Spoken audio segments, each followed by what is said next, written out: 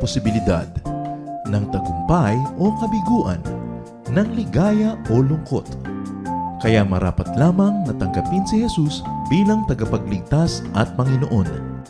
At matapos yun ay panariwain ang katapatan at paglapit sa Kanya bawat araw o day by day. Ang day by day ay naglalayong umalalay sa pang-araw-araw na pamumuhay.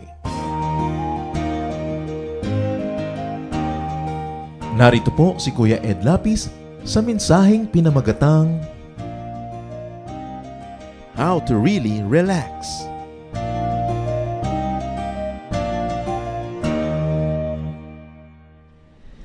Parang merong isang makabagong karamdaman ng mga tao ngayon called stress, tension, depression. At sa pagsisikap na ito'y sagutin, ang lagi naman ngayong madidinig mo, detoxification. Sikat na sikat ang mga spa, wellness, clinics, therapy, even psychiatry.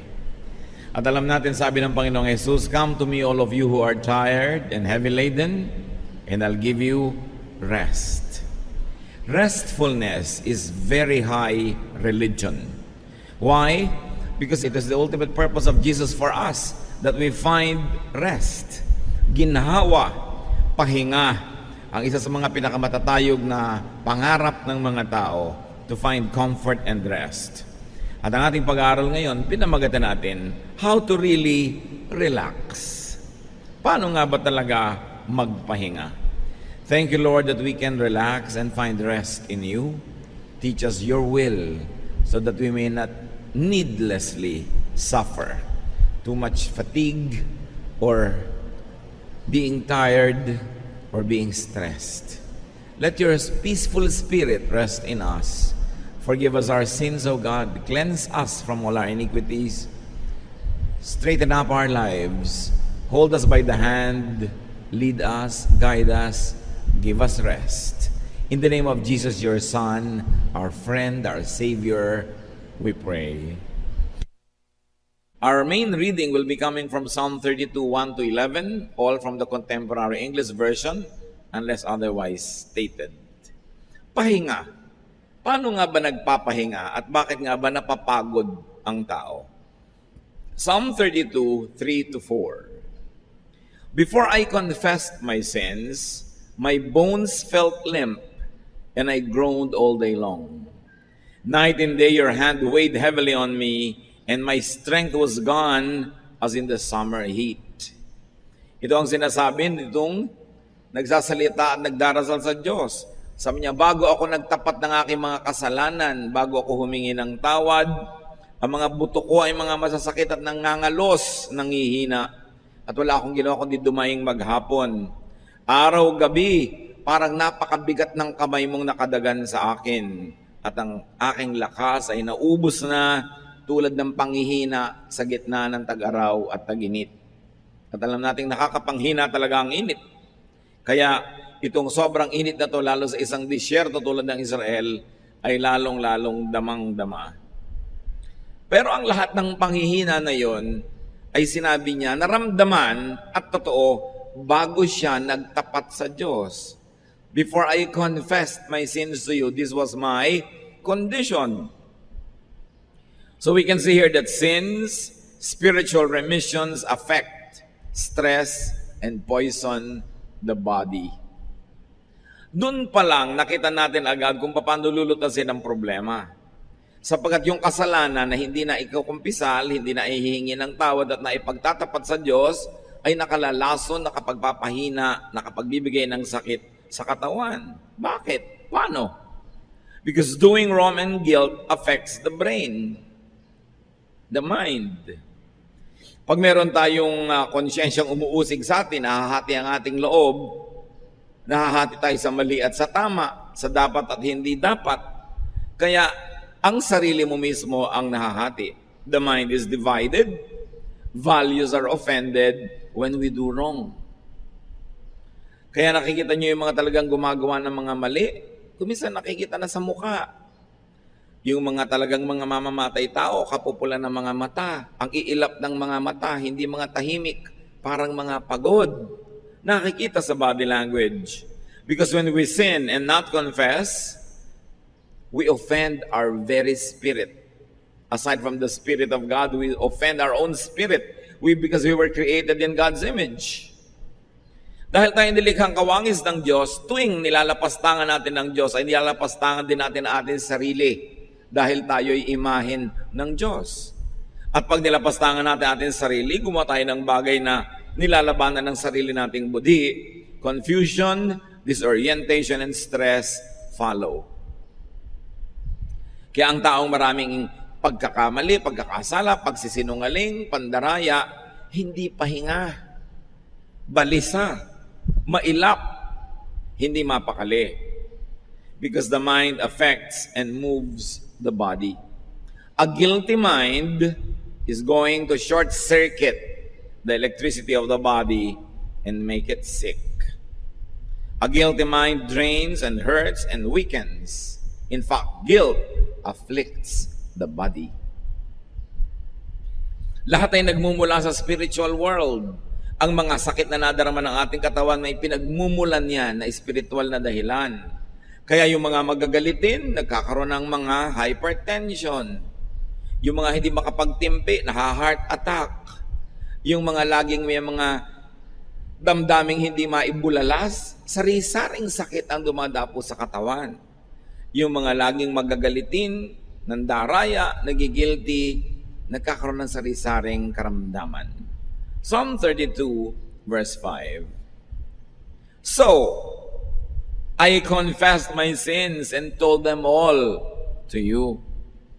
I said, I'll tell the Lord each one of my sins. Then you forgave me and took away my guilt. Dahil sa hirap ng aking kalagayan na meron akong kasalanang hindi na ibubunyag at nahihingi ng tawad, ito na lang gagawin ko. Ipagtatapat ko, hihingi ako ng tawad, iisa-isahin ko para walang maiwan na pinagmumulan ng sakit ng aking katawan. At ako'y pinatawad mong lahat. Tinanggal mo ang bigat ng aking pagkakasala. So confession to God earns forgiveness, takes away guilt, takes the burden off. Confession to God detoxifies the body. Dapat nating alalahanin na alam na naman ng Diyos lahat ng kasalanan natin, ano ang nangyayari, bakit pag ipinagtatapat mo ay lumuluwag ang iyong loob, gumagaan ang iyong damdamin. Bakit mo ipagtatapat sa Diyos na alam naman niya yun dahil alam niya lahat? Kasi pag ipinagtatapat natin sa Diyos, ay inaamin natin kasalanan. At ang pag-amin na yon, yung pagtatapat na yon, ang nakikinabang ay ikaw, hindi ang Diyos. When the offender knows, acknowledges, and repents and makes right, the offender benefits. You don't confess to God so that God will know your sins. He already knows. You confess to God so that you will know and realize that you are sinful. Kasi yun pang may mali kang ginawa, tapos sinasabi mong, hindi, tama naman ako ng konti, kaya ako naman ginawa yan, kasi. Hati ka nun. At ang pagiging hati, nagbibigay yan ng sakit. Kaya ako naman pinatay siya, kasi ninakaw ko, kasi magpapakain ako ng anak ko nagugutom. Hati ka, kasi alam mong masamang pumatay, kasi i-justify mo yung sarili mo. Pero pag sinabi mo na, oo, hindi na ako mangangatwiran, mali talaga ang ginawa ko, Lord, sorry. Naging isa ka na. Isa ka na sa pagtanggap na mali yon, hindi ka nahati na may mali at may tamang nagkakagulo sa loob ng puso mo. Inamin mo na, naging buo ka muli. Kahit pa nga ang pagsisimula ng iyong pagiging buo ay pagtanggap na mali ka. Pero yung niloloko mo ang iyong sarili na tama ka, na alam mo namang mali ka, magkakasakit ka. Kaya mahalaga, inaamin mo sa Diyos. Ang totoo nun, sa sarili mo inaamin. Dahil ang Diyos ay nakatahan sa iyong espiritu, nakatahan sa iyong puso, pag kinausap mo siya, nakakausap mo rin na yung sarili kahit hindi mo sadyain. Kaya pag humihingi ka ng tawad sa Diyos, humihingi ka rin ng tawad sa iyong sarili na na-offend mo rin nung gumawa ka ng mali. Kaya nagdadalawang loob ang tao. Sa ating wika, malinaw yan, nagdadalawang loob ka. Hati ang loob mo. Dapat maging buo ang loob mo. Isang loob. Kasi talagang mahirap yung hati. So you confess to God, not to inform God, but but to inform yourself that you're really wrong, to the point that you admit that you're wrong, to the point that you repent and that you seek forgiveness. And when you seek forgiveness from God, you inevitably seek forgiveness from your own conscience. Lumuluwag tuloy ang iyong loob. Confessing to God is almost like confessing to oneself. Now, we have already mentioned that sin is poison for the soul, for the spirit. Sin is poison for the emotion and thought and the body. And when you confess, you get detoxified. Usong-uso ngayon yung salitang yan, detox. Tanggalin ang toxin, ang lason sa iyong katawan. Magpurga ka, uminom ka ng herbs, ibabad mo ang paa mo sa ganito, kung ano ang pinagagagawa natin to detox. But when you confess, you take away the sin from your heart. It's the highest form of detoxification. Psalm 32:6, we worship you, Lord, and we should always pray whenever we find out that we have sinned. Then we won't be swept away by a raging flood. So it is not the sin by itself that sweeps you away, but the guilt and the illness of the spirit and the soul that follows it that destroys the person. So you always pray and you always confess. Pag may kasalanan tayo, hindi na natin iniipon para weekly ang confession sa Diyos o monthly. Tuwing may naisip kang kasalanang nagawa, confess agad para hindi magtagal sa iyong puso yung lason na inilagay ng kasalanan na yon. We should always be conscious of and sensitive to sin. Psalm 32:7-9, to continue. You are my hiding place. You protect me from trouble and you put songs in my heart because you have saved me. You said to me, I will point out the road that you should follow. I will be your teacher and watch over you. Don't be stupid like horses and mules that must be led with ropes to make them obey. Saan ka ba magtatago sa kasalanan? Ang Diyos ay nasa lahat ng dako. Pero pag sa Diyos ka na umamin at nakipag-ayos, sa Kanya ka nagkukubli, siya ang hiding place mo. Sino pang uusig sa'yo? Kung ang Diyos mismo ay pinatawad ka na at ginastify ka na. Pagkakampi mo na yung Diyos, hindi dahil banal ka, kundi dahil inamin mo, tinanggap ang kasalanan at inihingi mo ng tawad, at taus-pusong gusto mo nang magbago, yung dating hukom ay ngayon ay kakampi mo na. Kaya sabi niya, you are my hiding place. At huwag daw tayong hangal tulad ng mga kabayo at mga hayop na ang naghihila sa kanila yung mga lubid na nakatali sa kanilang mga ilong. Kahit ayaw nilang pumunta, hinihila sila doon. At ang kasalanan, parang lubid na nakatali sa ilong natin. Hinihila tayo kung saan-saan tayo nagpupunta. Kasi pag gumagawa tayo ng mali, nagkakaroon ng affliction, suffering, and punishment. And because of that, we are led to repentance. Be led by a good conscience to do good. Don't be led by your trying to avoid punishment. Magkaiba yon. Kaya yung mga iba sumusuko na sa Diyos dahil hirap na, wala nang magawa. So ang naghila lang sa kanila, lubid. Huwag kayong ganun. Maghusa kayong sumunod sa Diyos. Huwag niyong antayin na talian niya kayo ng mga pagdurusa at paghihirap para puwersahin kayong sumunod. Sumunod ka na ng kusa at nang huwag ka na masaktan at huwag ka na makipagtunggali at nang wala na lang stress. Now the Lord shelters, protects, guides, and teaches people. And the Lord even cheers people up. Psalm 32:10-11. All kinds of troubles will strike the wicked, but your kindness shields those who trust you, Lord.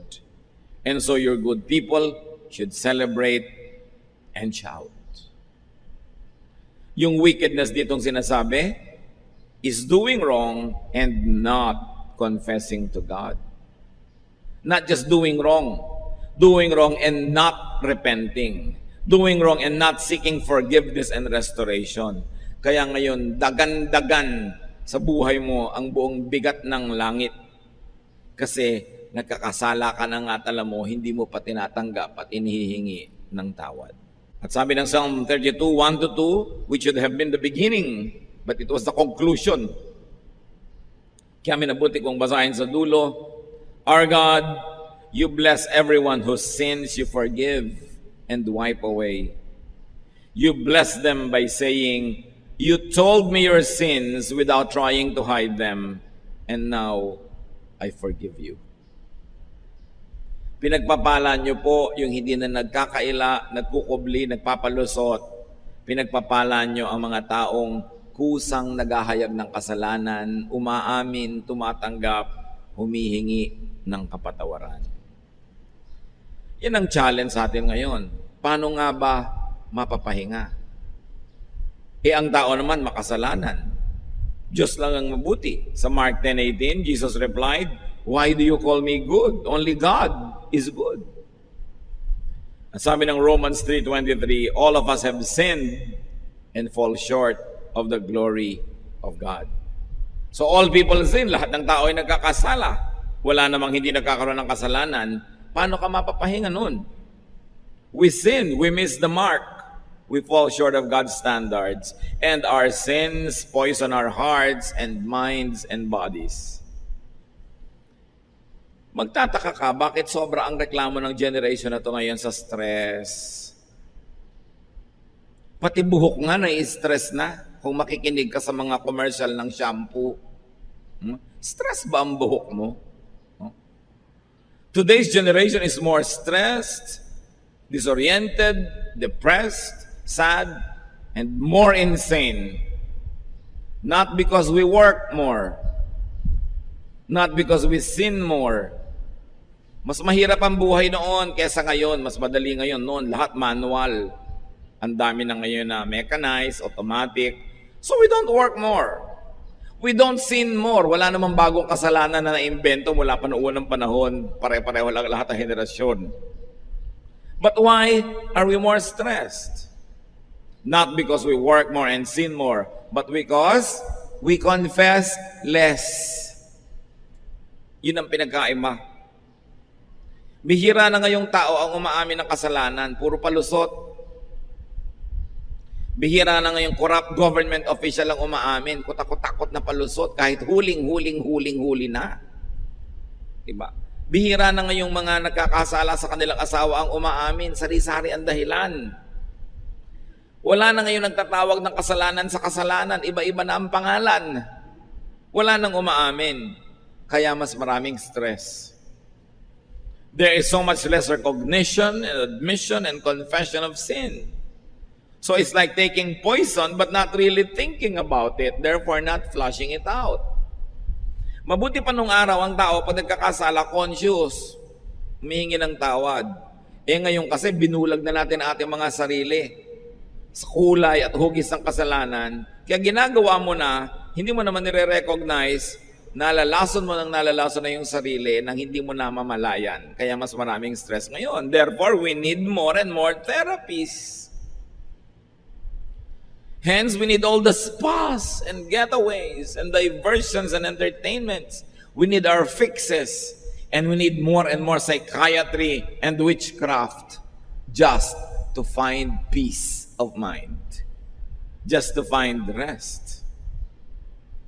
Sari-saring ginagawang diversyon ng mga tao ngayon para aliwin, libangin, linlangin ang sarili. Kasi ayaw harapin ang totoo na kaya siya nagkakaganyan-ganyan sa dami ng mga kasalanan niya. Psalm 51:3, I know about my sins and I cannot forget my terrible guilt. Ayun, inaamin. Dahil sabi sa 1 John 1:9, if we confess our sins to God, He can always be trusted to forgive us and take away our sins. Pag tayo ay nagtapat, humingi ng tawad sa Diyos, mapagkakatiwalaan siya, hindi niya tayo itsichismis.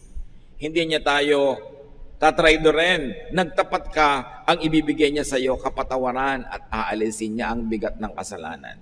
So what prevents us from confessing? When you don't confess, you don't admit, but deep inside you, your conscience knows you're wrong, you are sick and divided. So it's important that we all be conscious of sin. Label sin correctly. Call it by its name. Now, how do you really relax? Kasi yun ang pinag-uusapan natin. Masama ba mag-relax? Kamunduhan ba na mag-relax? No. As I have said, relaxation is high religion. Dahil sabi ni Lord, "Come to me all of you who are tired and heavy laden, and I'll give you rest." So the ultimate purpose of God for saving us, for teaching us and guiding us, is that so that we can relax. Especially, hindi lang relaxation ng paa o ng katawan o ng tuhod, ng spirito, ng puso, ng isip. Relaxation of the spirit, of the mind, of the soul. That is important. How do you do that? Obviously, repent. Pagsisihan ng ating mga kasalanan. Confess to God and to people you wrong. Kailangan nagtatapat. Since doing wrong and guilt affects the mind and the brain, since guilt drains and hurts and weakens and afflicts the body, relax and stay relaxed by avoiding sin. More important than confession, prevention. Avoid sin. Sabi nga nila, an ounce of prevention is better than a pound of cure. Isang napakatanda ng kasabihan. Kesa ang dami-dami mong ikapagtatapat, di huwag ka nalang gumawa ng kailangan ipagtapat. Maximize restfulness by minimizing sin. Huwag na tayong lumayo sa mga pamilya. Mag-asawa, minimizing committing sin against each other, and you will actually maximize restfulness in each other's presence. Ganyan din sa pamilya, ganyan din sa office. Minimizing criticisms against each other will maximize the peaceful climate that you will all enjoy. Pag kinontian mo at pinaliit ang kasalanan, pinapalaki mo ang kapahingahan. Kaya napakarami nating mga kaguluhan sa buhay dahil sa kasalanan natin sa isa't isa. May mga bahay na halos ayaw mo na umuwi dahil parang impyerno. Dahil ang mga tao doon wala nang inatupag kundi gumawa ng kasalanan laban sa isa't isa. Uubusin mo ang ulam ni ganon, papagalitan mo si ganon, isusuot mo yung sapatos sa kapatid mo, igagamitin niya pala, galit na galit sa'yo, hindi ka ngayon makauwi-uwi, maya-maya, nagkakataksil ka sa sarili mong asawa, nagkakagulo kayo, kaya ang gulo ng bahay. Kasi ang lahat ng mga tao, ang uwi-uwi nila doon, kasalanan against each other. Paano mo gustong uwiin ang isang bahay na punong-puno ng kasalanan? Paano mo gugustuhin maligo sa isang swimming pool na puro laso ng nakalagay? But we poison our homes. We poison our workplaces through insubordination, by stealing from the company, by exploiting the workers, and by needlessly torturing your co-workers with bad behavior. But why will you poison your own work environment? Kaya ang daming sakit ng tao. A clean heart is the best spa. Kahit magbabad ka at magtira sa spa, pag inuusig ka ng iyong budhi, nginangat-ngat ka ng iyong konsyensya, walang pahipahingang mangyayari sa iyo. Hindi rin natatakpan ng makapal na makeup yung nag-aalalang puso, nakikita sa mukha. Kaya ang unahin nating linisin, i-detox ang puso. Ang unahin nating i-exfoliate ang puso. Yun ang unahing tanggalan ng mga dumi. Sapagkat pag malinis ang kalooban, it will radiate throughout. Righteousness is the best therapy. Pag matuwid ka, tumagawa ka ng tama, kahit minsan parang nalalamangan ka, nagbibigay ka na lang, nagpapasensya, pero tahimik ang loob mo. Huwag kang maghahangad na makalamang, pero inuusig ka ng budhi. Kasi yung budhi, kasama mo kahit saan ka magpunta. Bakit mo aawayin yung kasama mo lagi? Tulad ng mga iba, inaaway, asawa, kapatid, kapitbahay, yung kasama lagi ang aawayin, di ang buhay mo magulo. Paano ka nakikipag-away ka sa budhi mo? When you quarrel and wage war against your own conscience, you will never have peace because your conscience will have to be with you wherever you go. Whether you like it or not, it is your conscience that will die and live with you. Wherever, whenever. A God-led life is the way to true relaxation. No amount of therapy could replace old-fashioned confession. A talk with a psychiatrist is good. A talk with a counselor is good. But do you know that it's only a cheap imitation of confession to God?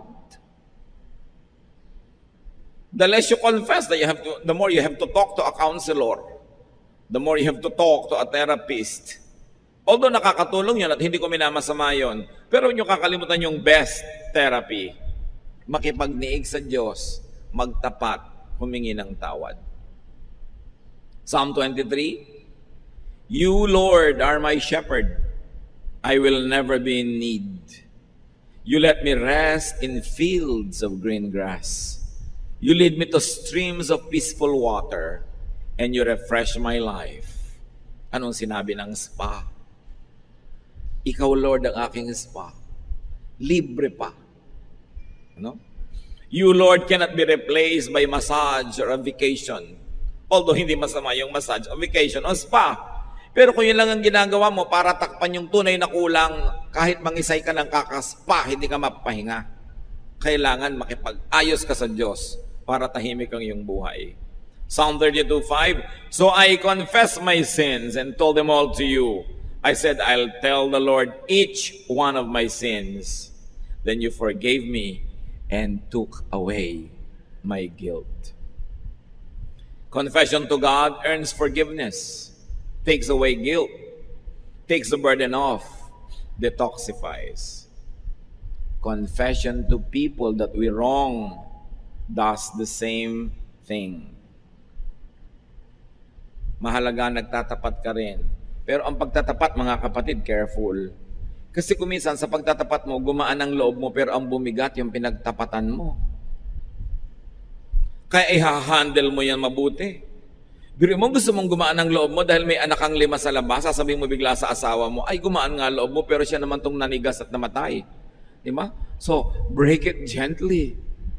Be kind.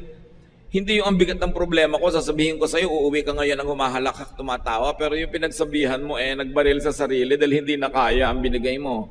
Kumisa kasi selfish din tayo. Sa kagustuhan natin gumaan ang loob natin, tatambak natin sa kapwa yung samaan natin ang loob. You are not always entitled to transfer your heaviness to other people. So you be sensitive, take their situation into consideration, their health, their emotional well-being at that time. Pero mahalaga nagtatapat. Kasi madalas, yung pagtatapat nyo, hindi lang kayo yung gumagaling, pati yung taong pinagtapatan nyo gumaling. Lalo't matagal na niya kayong listado, inaabangan lang pala magtapat kayo. Di ba? Nagmamaang-maangan lang pala at inaantay na kusa kayong umamin at humingi ng tawad, siya rin gagaling. Pero kung ipagtatapat ninyo, isang kasalanang matagal lang nangyari at hindi na naman nauulit na at hindi na mauulit pa, baka mabuting sarili ninyo na lang, kayo na lang mabigatan, kaysa yung nananahimik yung asawa pa ang nabigatan, lalo't hindi na naman talaga nangyayari at hindi na danger yon, pasensya kayo, buhatin nyo yan, kayo may kagagawan. No? Pero nyo nang ipasa sa inyong mga mahal sa buhay para lang gumaan loob nyo. Pero kung matibay ang kanilang loob at kaya naman nila, titimplahin nyo ang ganyang mga bagay. Now, let's never forget to appreciate that God lives in people's hearts. Romans 8:9, You are no longer ruled by your desires, but by God's Spirit who lives in you. People who don't have the Spirit of Christ in them don't belong to Him. So, ang Espiritu ng Diyos nasa atin. 1 Corinthians 6:19, You surely know that your body is a temple where the Holy Spirit lives. The Spirit is in you and is a gift from God. You are no longer your own.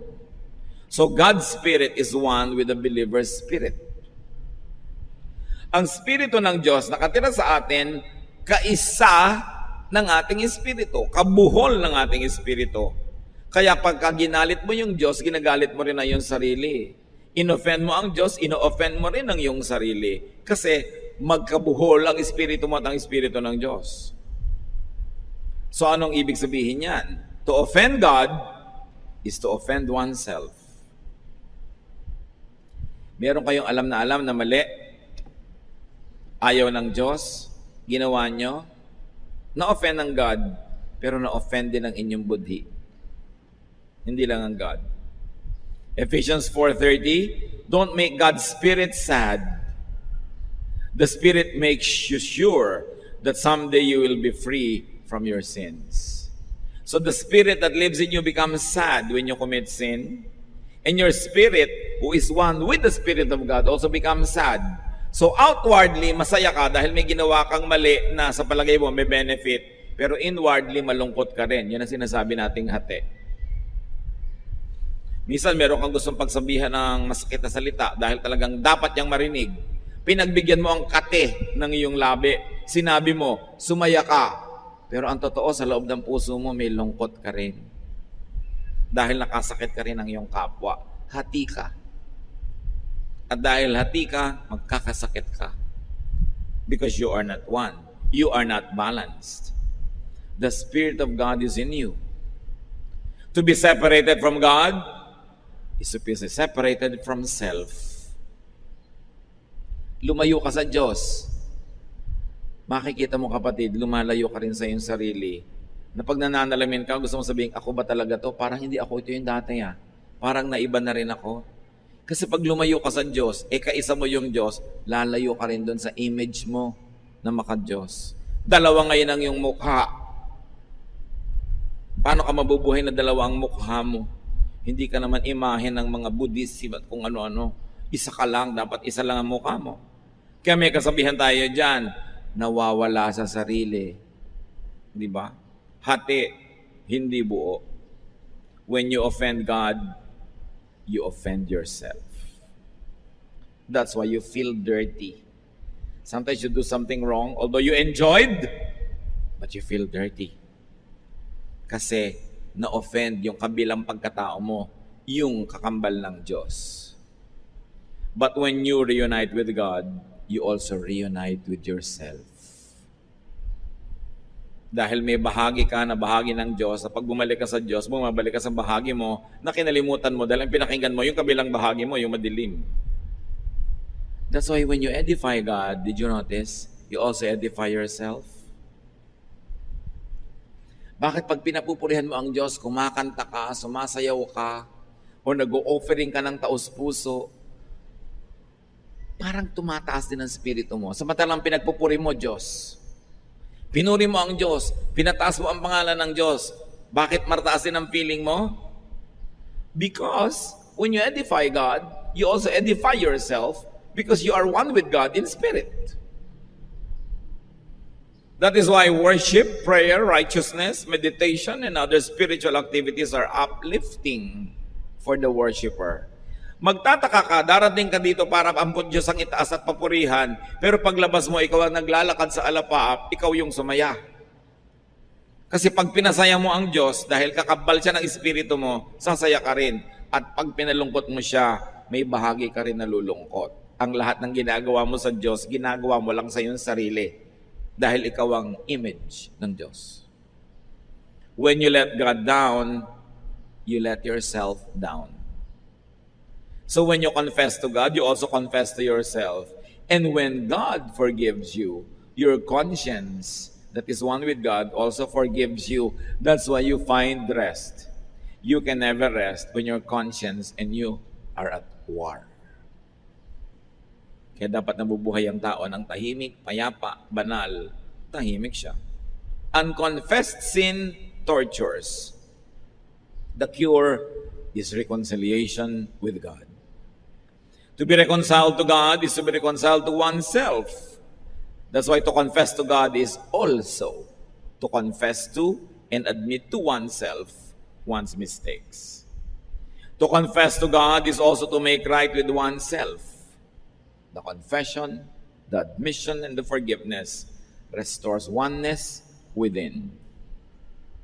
Oneness with God and with self equals wholeness. Resolution of a conflict.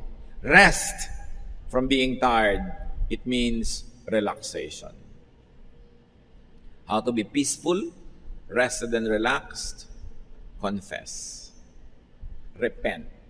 Make right with God. Better not to have anything to confess because you didn't do anything wrong. Why is confession important? Why does it give rest and peace? Because confession is submission, surrender to God. Non-confession is fighting with God. Paano ka matatahimik? Kinakalaban mo ang Diyos. Pero pag nag-confess ka na, sumuko ka na, tapos na ang gyera. Katulad ng lahat ng gyera, pag sumurrender na yung kabilang partido, tapos na ang gyera, may nanalo na. At hindi tayo lugi kung Diyos ang nananalo. Bakit? Dahil tayo rin yun, dahil kakambal nga ng spirito natin, ng spirito ng Diyos. Kailangan siyasatin natin ating mga sarili. At sa sandaling ito, nais kong hamunin ng bawat isa. Meron ba kayong mga nervyos? Meron ba kayong mga kabagabagan? Meron ba kayong mga parang insecurities, mga depression? Meron ba kayong mga nagpapahirap sa inyong loob? Baka naman unconfessed lang yan. Kailangan siyasatin natin ating sarili. Kuminsan kasi kung relihiyoso ka, lagi ka may dalang Bible, akala mo okay ka na eh. At nabubulag tayo sa mga sarili nating kasalanan pag wala nang nakakapagsalita sa atin. Pag ikaw ang padre de pamilya, ikaw ang breadwinner, ikaw ang boss, wala na kuminsan makapagtuwid sa'yo. Akala mo, lagi ka nang tama. Ikaw tong pinakamatanda, akala mo, lagi kang tama. Hindi laging ganun yon. Kaya ang mga naliligaw madalas, yung mga pinakamatataas ang ranggo, mga pinaka-breadwinner, pinaka-boss, kasi wala nang makapagtuwid sa kanila. Mahalaga, nagpapakumbaba, sinisiyasat ang sarili. Kaya sa pagpapatuloy natin sa ating spiritual growth, it's good to pause and say, Lord, may unconfessed sin po ba ako? Siyasatin niyo ako, baka dahil convinced akong okay ako, pero ba't hindi okay lahat sa paligid ko? Baka meron ako hindi nahuhukay na ugat ng kasalanan na nagbibigay ng mapakla at mapait na bunga sa aking pangaraw-araw na pamumuhay. O baka naman, obvious naman na may kasalanan, ayaw pa rin aminin. So aminin na ngayon, ipagtapat para tayo makarelax. Kung relax na kayo, mas marerelax pa kayo kung hahanapin pa natin kung ano ang possible roots of other issues in our lives. Ama namin, nagpapakumbaba kami sa iyong harapan. Kinikilala namin kami gawa sa lupa, bagamat may espiritu kayong nakatira sa amin. Yung pagiging lupa namin ang madalas nagiging dahilan, kaya kami naliligaw. Siyasatin niyo po ang aming puso sa aming mga kapatid na alam ang mga mali. Turuan mo kami ngayon na magtapat, umamin, humingi ng tawad at magpasyang baguhin, ituwid ang aming makalikuan. Lalo ang masasama naming ugali na nagpapalayo sa mga mahal namin sa buhay. Turo mo sa amin, Lord, na huwag laging sila ang sisihin. Maaaring kami naman talaga ang dapat sisihin. Teach us to look at our lives from a fresh perspective. Hindi yung puro self-justification, kundi unawain namin na aming totoong pagkatao at kilalanin namin ang aming mga kababaan para maitaas at maituwid nyo kami. Ipakita nyo sa amin, Panginoon, ang dapat namin gawin. At sa aming mga kapatid, Lord, na namanhid na, hindi na nahahalata na may mali sila. Turuan mo kami. Refresh us. Re-strengthen our convictions and our conscience. So our conscience can be your voice that effectively, powerfully, and loudly speaks to us. At sa aming paghingi ng tawad, pagkilala sa mga hindi kinikilalang kasalanan, palakasin niyo po kami.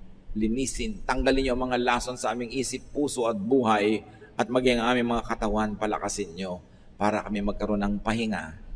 And being rested, we can do your work, we can serve people, and we can appreciate you more. Magbulay-bulay tayo na ilang saglit, mga kapatid. Ngayon ang chance, huwag niyo ipagpaliban. Kung meron ng dapat aminin sa Diyos, huwag na tayo mga tuwiran, ihingi ng tawad, magpasyang baguhin ang mga detalye ng ating buhay na dapat baguhin. At doon sa mga naniwala na nga lagi tayong tama, mag-isip-isip muna kayo ngayon. Maaaring tama ang sinasabi sa inyo ng inyong kritik, ng inyong asawa, ng inyong anak, ng inyong magulang. O God, teach us to be humble and let your truth detoxify us. Let your truth set us free. Spend some moment in silence and may the Spirit minister to each one.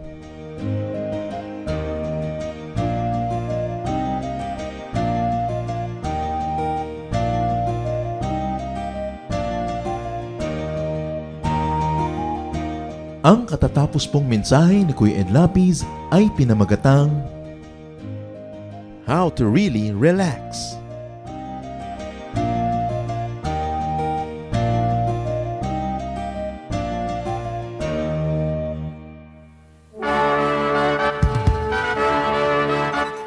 Halina't sama-samang sumamba at magdiwang sa Day by Day Jesus Celebration kasama si Kuya Ed Lapiz. Bulwagan ng Panginoon PICC, one Sunday a month, Philippine International Convention Center, Rojas Boulevard, Pasay City.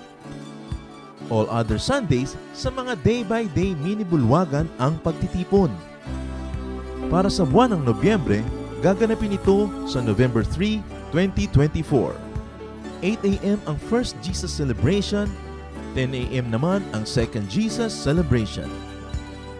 Para sa iba pang detalye, bisitahin ang ating official Facebook page, Day by Day Friends.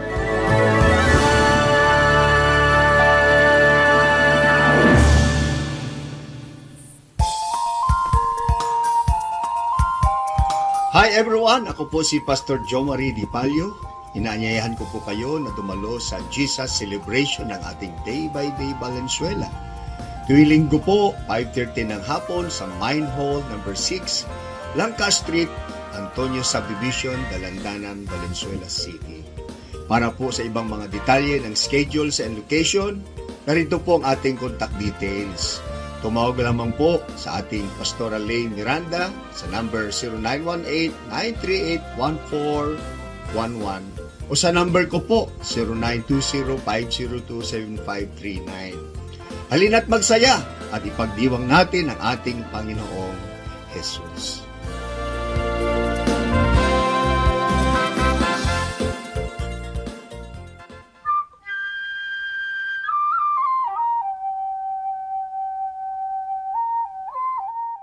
Napakasarap pong pag-usapan at itampok ang mga hiyas ng ating bayan at ngayon po ang ating itatampok na hiyas ay isang kasabihan. Ang mga kasabihan po ng ating bayan ay talagang tunay na hiyas sapagkat kailangan ng katalinuhan, ng damdamin na malalim at ng bukas na kaisipan upang sa pang-araw-araw na buhay ay makakita ng mga batas ng buhay, generalizations in life na maaaring mai-apply natin sa pang-araw-araw at pangkalahatang mga kalagayan natin. Ang atin pong mga magulang, ang ating mga ninuno ay nakapag-ipon ng mayamang koleksyon ng mga kasabihan. Kasabihan na nagmula sa pang-araw-araw at tunay na mga karanasan. Mga karanasan na nilinis, sinubok at dinalisay ng panahon. At ang atin po ngayong hiyas na itatampok ay ang kasabihan na kahoy na babad sa tubig, sa apoy huwag ilapit. Pag nadarang at nag-init, sa pilitang magdirikit. Yan po ay galing sa koleksyon ni Thelma Quintanar at mga kasama sa UP Cultural Dictionary for Filipinos. At kahit naman hindi natin tumabasa doon, ito'y nadidinig natin sa matatanda. Ang maganda nga lamang po ay patuloy natin itong marinig at bigkasin at iparinig sa mga bata, sa mga darating pang henerasyon. Pag ang atin pong mga kasabihan ay hindi na natin naipasa sa darating na saling lahi, yan po'y mamamatay na lamang. Mawawala na ng paggamit na pang-araw-araw at kapag nawala yon, lugi po tayo. Napakalaking bahagi ng karunungan ng ating collective experience as a nation ang mawawala kapag ating tinalikuran at hindi ginamit ang mga kasabihan. Alam niyo naman po, maraming mga kabataan pag nakakarinig niyan, nakokornihan, but it only shows us kung gaano kagrabe ang miseducation at brain damage na nangyayari sa ating bayan. Dahil ang lahat ng mga tama at magaganda at mga dakila ay nakokornihan ang mga young people. At ang kanilang dinadakila ay mga artista, mga singers na wala namang maiturong mabuti. Ang atin pong kasabihan, kahoy na babad sa tubig, sa apoy huwag ilapit. Pag nadarang at nag-init, sa pilitang magdirikit. Ano po ang mga maari nating mahalaw na mga katuruan dyan? Una, walang taong hindi pwedeng matukso. Hindi mo pwedeng sabing, yung taong yan matibay, pwedeng iharap talaga yan sa tukso. O yan, naku, laki sa Sunday school. O laki yan sa Biblia, laki yan sa simbahan. Matibay yan. Maging ang pinakamatuwid na tao ay susuko at matatalo ng tukso kung ito ay laging haharap sa tukso at bababad sa tukso. Napakaganda po nung metaphor na ginamit. Babad nga naman sa tubig ang kahoy at basang-basa, Pero kung lagi niyong ilalapit sa apoy at tatagalan niyo ng paglapit doon, yan ay matutuyo, madadarang at magdirikit, mag-aapoy din yan. Kaya huwag po tayong pakasisiguro. Sabi rin nga sa Bible, ang tao daw na kung kailan sa palagay niya ay napakatibay niya, napakagaling niya, kung kailan sa palagay daw niya ang tao ay hindi matutumba, ay doon mag-ingat sapagkat malapit siya sa pagtumba. Napakahusay po ng pag-observe ng ating mga ninuno sa tunay na buhay at sa kalakaran ng buhay upang masabi na kahoy na babad sa tubig, sa apoy huwag ilapit. Pag nadarang at nag-init, sa pilitang magdirikit. Huwag po natin na i-overestimate ang kakayahan ng kapwa natin na manindigan laban sa tukso. Kaya iiwas po natin ang ating sarili, ang ating mga mahal sa buhay, sa mga sitwasyon na maaari silang matukso. Maski gaano kalaki ang pagtitiwala natin sa kanila at sa kanilang nakaraan, maski gaano pa kalaki ang ating pananampalataya na sila'y magiging matibay, makabubuting iiwas sila o ang ating mga sarili sa tukso. Hiyas ng ating bayan, kasabihang, kahoy na babad sa tubig, sa apoy huwag ilapit. Pag nadarang at nag-init, sa pilitang magdirikit.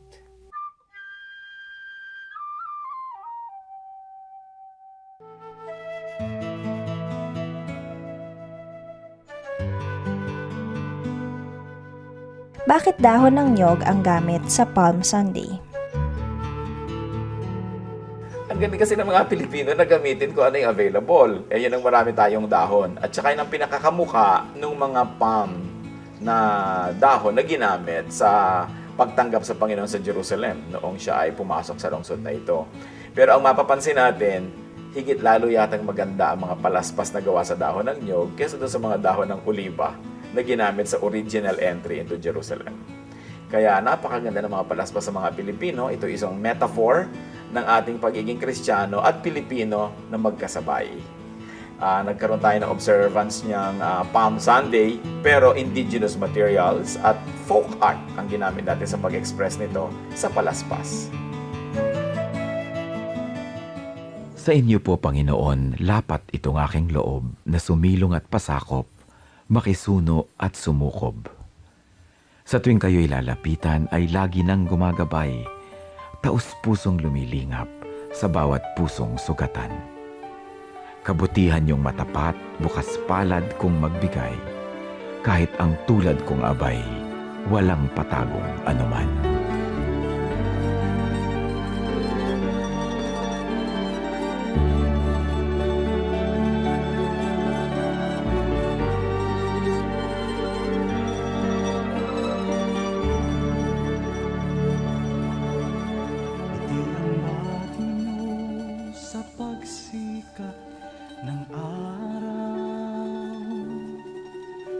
Sa karilagan ng takip siling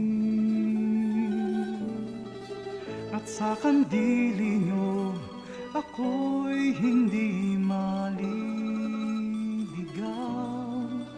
Datnan man ng unos sa lalim ng dilim.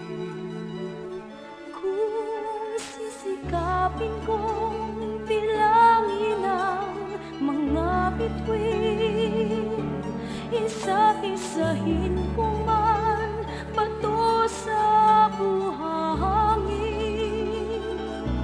Walang makahihigit sa lawak ng iyong pagtingin, sa kalinga niyo'y pagmamahal sa akin.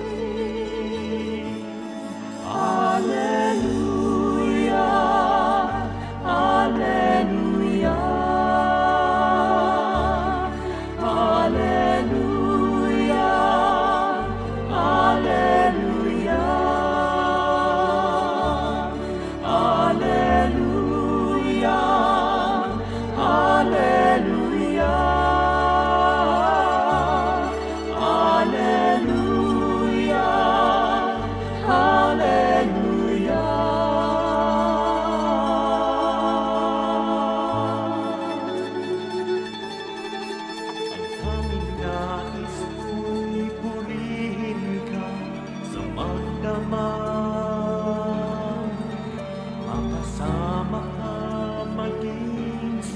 aking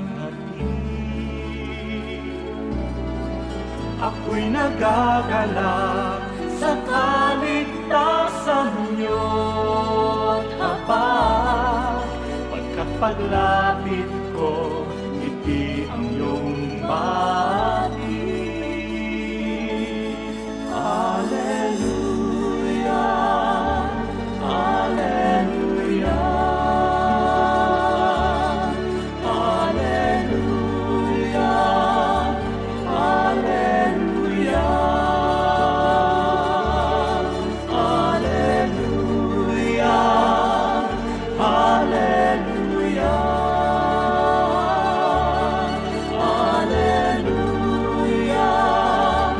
Hallelujah.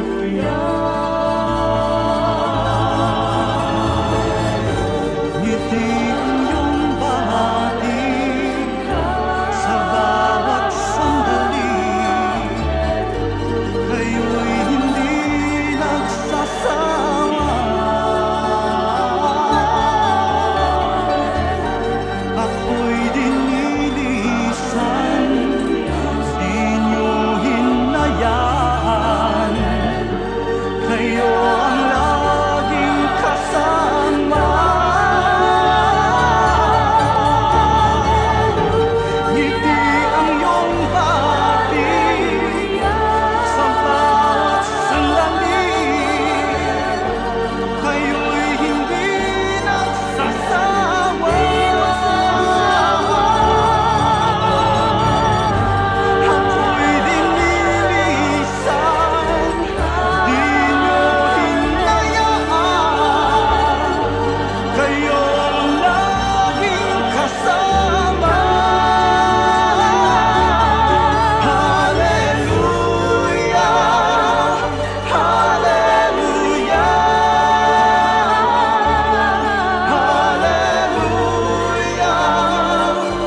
Hallelujah,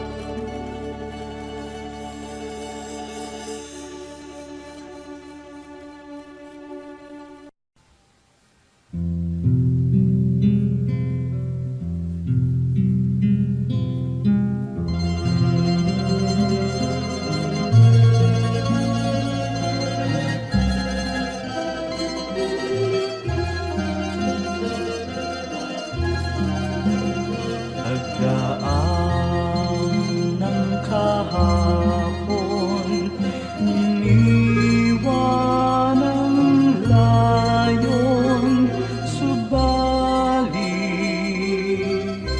kayo'y nanatili.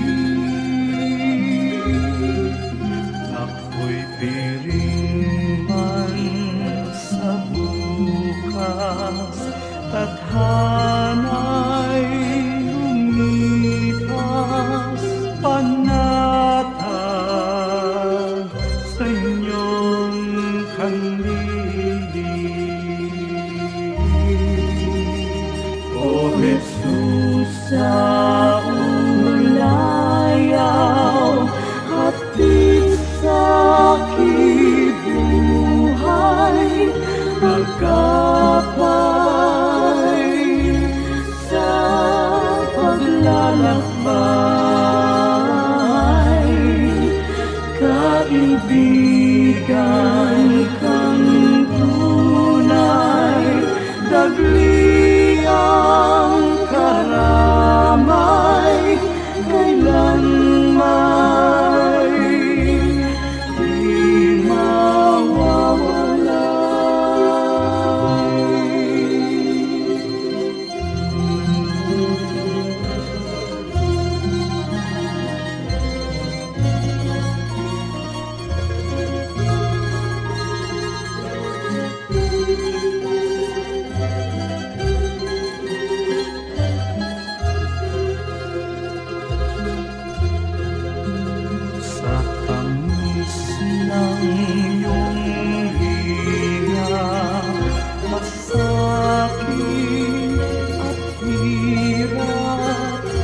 Sagyangang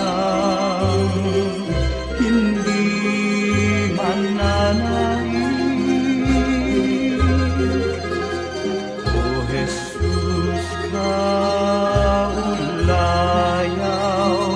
gawin pang malinaw sa akin ang iyong pag-ibig. O Jesus, sa ulayaw, hatid sa aking buhay, agapay sa paglalakbay. Kaibigan kang tunay, dagli ang karamay, kailanman di mawawalay.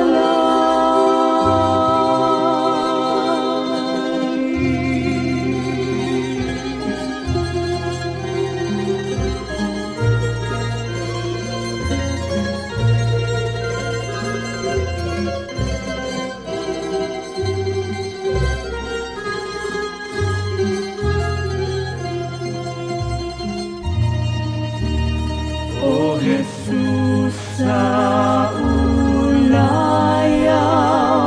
hatid sa aking buhay, sa tuwing ay lunas ka sa aking lumbay, sa pag-ibig niyong alay, nasa dalisay ang puso ko'y humihimlay. O Jesus, sa ulayaw, hatid sa aking buhay, agapay sa paglalakbay. Kaibigan kang tunay, dagli ang karamay, kailanman di